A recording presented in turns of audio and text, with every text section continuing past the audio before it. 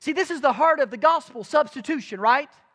This is the great message of the good news that God, for rebellious subjects, He is willing to lay down His life, willing to pay the debt, willing to step in whenever nobody else would. This is the deal. Instead of collapsing in grief over our rejection, He bears our griefs.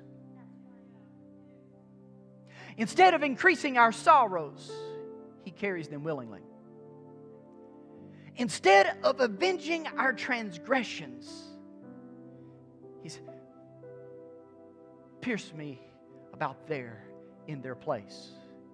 Instead of crushing us for our iniquities, He is crushed as our substitute. And all of the chastisement, all the whipping that belongs to us for our rebellion, He says, they've rebelled. Beat me.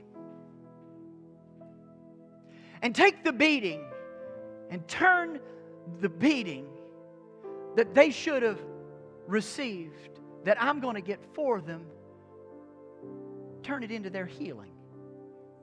Whew. This is a God thing, isn't it? This is a God. See, we don't have to understand the complexities of how this works in order to be healed, in order to be forgiven. We don't have to understand it any more than we understand how a pacemaker works.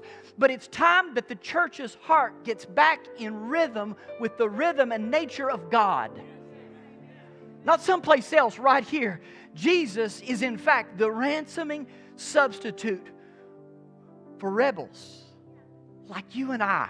That's the gospel. The greatest kindness ever shown is verbalized in the 53rd chapter, but it's again said in Romans 5:8. But God demonstrates His own love toward us in that while we were sinners, Christ died for us.